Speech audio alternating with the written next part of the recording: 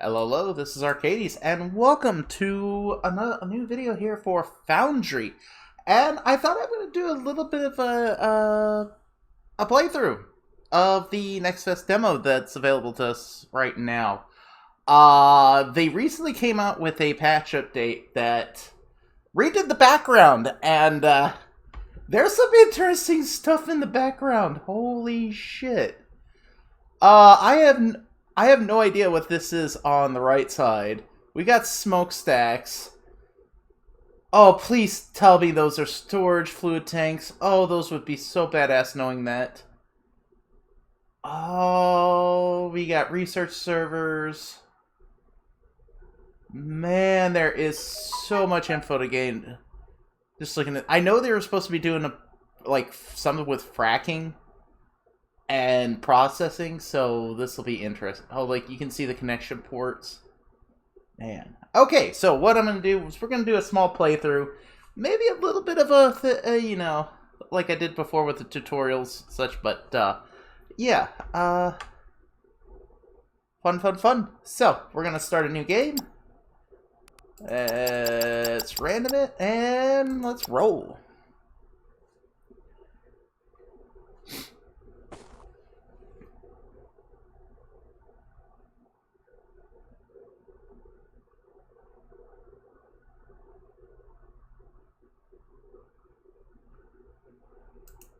Welcome, operator. I'm Carl, your facility management artificial intelligence. My goal is to assist you in setting up a factory. Let's run a few basic checks before we get started. Open your map to scan the area for ore. Fantastic, there are 2 ore veins in the vicinity. Equip your mining drill and acquire ore and biomass to create our first metal plates and rods. Okay, so top right we have, says equip a ore scanner. You know what? They need to actually tell them to hit B. Oh my god. I got a massive ocean over here. Oh, I think I'm gonna have fun with this one. Oh, I think I'm gonna have fun with this one. Alright. Let me collect, some of this and I'll be right back. Alright, so I got all this collected up. Actually, I kind of didn't go by the task. They said to equip the ore scanner. The thing is unlike some other factory games where it's always like tab, but tab changes your hotbar. So for here they got, they still have B as your inventory. C brings up your crafting, which I have not unlocked yet. And then you just press the button. If you press it with B, it toggles your stuff away. But we want to use this, the scanner. This is one of the things they added with the demo in this new version, and, this shows you where the different materials are. Alright, and we have this over here. Let me collect this up, and we will be at it again. Okay, so I have all that cleared out. Now it says we need to smelt 10 ore of each, and turn them in the rods. And it says at the drop pods smelter, which is right over here. So the smelter they're talking about is, it got changed recently in the model update because there was a few people, apparently there was issues with the people figuring out there was 2 sides to it. So, and here you have the auto insert. They're showing you that that's what the icon for inserting material is. We do that. And the same thing for here. We will let them do their thing. In the meantime, I'm going to jump ahead and grab some biomass. Okay, so it said at least the 10 were done, so I'm going to wait for it to get to 20 for the rods here real quick. And then I just click that button. And we will take that one. So we have 12. Now it says open the crafting menu, which is C. And it wants us to craft 25 building blocks. This produces 10, so I'm gonna right click so it does 5 runs. The thing is, the recipe makes 10 blocks per run, so yeah, 3 runs will give us the 25, gives us a total of 30. I'm going to equip that to spot 2. And it says, place 25 blocks as a foundation. Well, time to do the donut ring. But before I can do that, I'm actually going to wait for it to get more of said blocks or materials made so that I can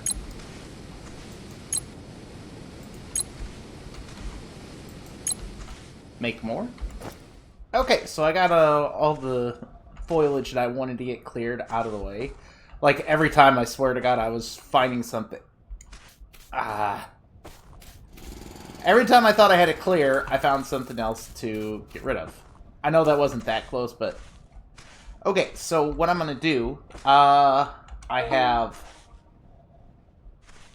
like to do a particular method for... when I do the starting thing. I call it the donut. First, I cover the whole thing in blocks.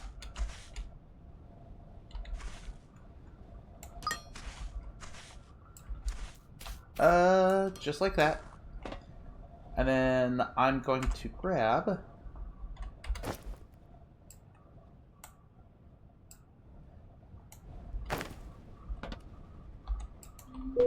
this, and we're gonna find where about the center is. So that's 1, 2, 3, 4, 5, 6, 7, 8, 9, 10, 11. So about right here.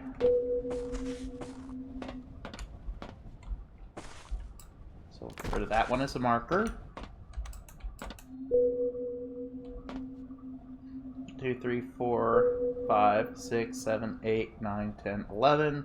So right here as well. It's right there is the middle. And then I'm just going to grab... Hit Control F for the bulk demolition. Click on our spot and drag it to shape. So I'm doing a 2x2. And there we go. Now, it wants me to craft a drone miner, which means I need some machinery parts. Have plates? Do I not have enough? No, I don't. Hold on. Alright, so I'm going to craft 2 of these for now. I'm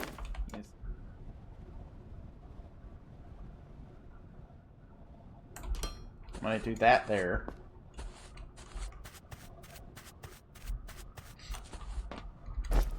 I'm gonna grab said miner, and it will be... Oops. Alright, so I'm gonna... You can, just like in the previous versions, you can right-click, and it'll allow you to build straight from your inventory. So we're gonna put that one there. It says craft biomass burner. That will be that right there. I was over at the Tekken one, and I came over to the Xenoferrite because I need Xenoferrite. Like, I actually still have a whole bunch of rods, but I'm, like, out of plates. Okay, so now we're going to place it. I'm just going to place it right here. And then we can either use the Manage Inventory and just scoop it in, or we hit this button. Boom.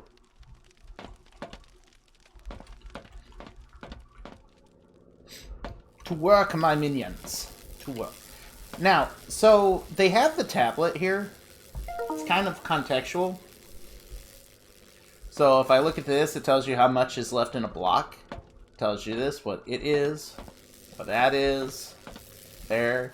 Tells you this. It tells you all the information. It also gives you quick actions. Now, the thing is, you don't have to have this open in order to do that, because you can hit Q, which says not enough. So say I hit Q on this thing. Boom. There we go. Now, if I had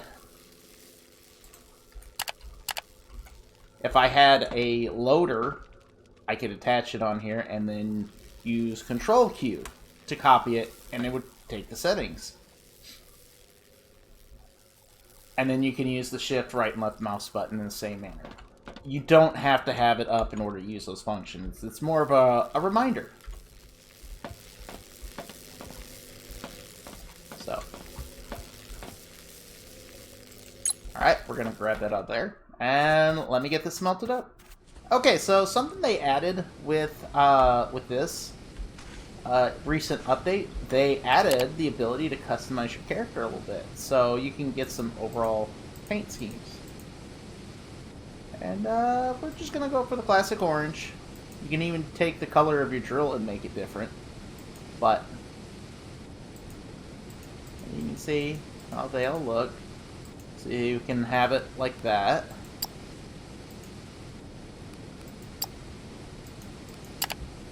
See, you've got a green drill, and then, like, holding the middle mouse button will allow you to access this. You can see, green drill with orange body. But, I'm gonna go just the classic orange and orange.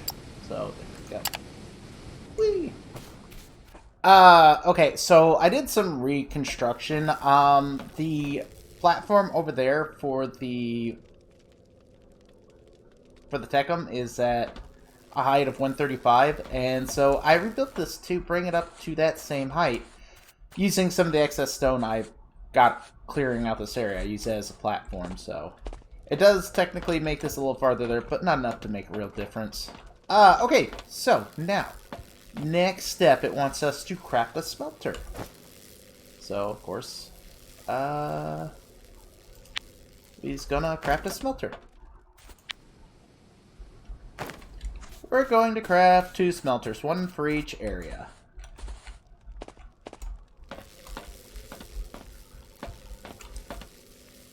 And, okay, so now it says place it on the foundation. Smelter small, technically. So we're going to go ahead and put this over kind of right here for the time being. Now it wants me to craft 2 loaders. I am going to craft 4. Because I still got to do the Tecum area. And it says 20 conveyors. I think I can... yeah. Because the conveyor recipe does 2 conveyors, so that'll give us exactly what we need.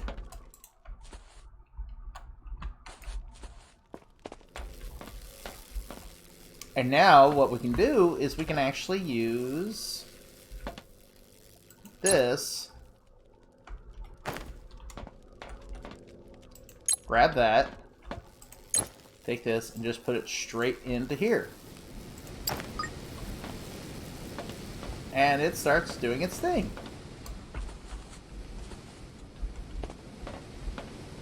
Now, what it wanted us to do with the loaders, and I'm going to grab the loader, we'll put it right there on 5, we'll grab the belt, put that on 3, else if I actually have my right tab cup, so 5, and belt on 3.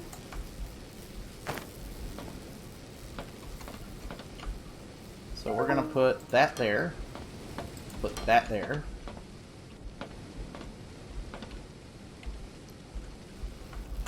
Actually, you know what? Hang on.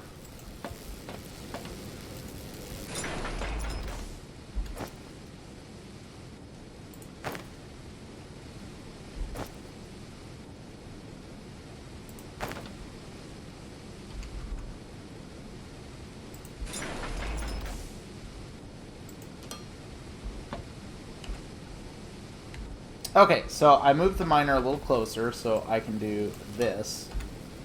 And now it's feeding the ore straight into here. Take that. Now I'm going to go do this on the Tecum side and be right back. Okay, so unlike the other one, this one's not going to be a straight shot. So what you can do is turn it the way you want it to go.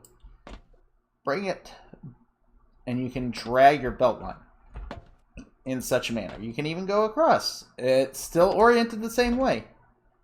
So I'm going to bring it to here, and now we want to create a curve, so the best way to do that, you have say right there's our line, and when you want to create a curve, you just turn it so that it goes into the side of it. And boom, you create your curve.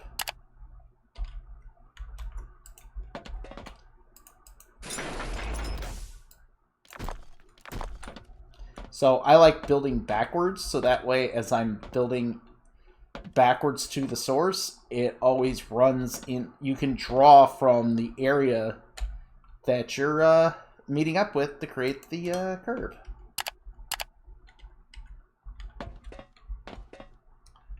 Oh.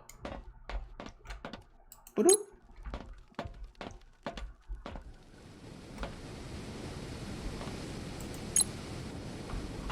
And there it goes. Okay, let it do a thing as well. Okay, so now technically we actually have... This is the most basic automation we have right now. But what I want to do is I want to connect this area to that area. So I'm going to be collecting resources and I will get that constructed. Okay, so there is also another type of junction to worry about. You can actually... There's a T-junction, which you can form. So you have the curve, and then you have the T. And basically, it's pretty simple. It's just the belt butts up to it and just spits it out onto there. Problem with this setup, though, is the belt has priority, so it won't shove anything off till this gets clear. And we kind of need to get some more smelters going, because these can't keep up. Or it can't keep up with the demands of both of these. Okay, so one of the things I like about this game is that they don't have, that the buildings kind of do and don't have defined inputs. So they do have inputs. Each of these little squares you see down here are a connection point for input or output. And to access those, you need the loaders, which are, you know, these things. I know I kind of glossed them real quick to put them onto there, but wherever there's one of these slots, you can attach these loaders to, and anything else with the correct connection, which right now should be only loaders, and that's where your input and output will be, wherever you decide to make it. So for these, I'm going to make these inputs on the back here, and this way I can take a belt and I can run it around from here this point,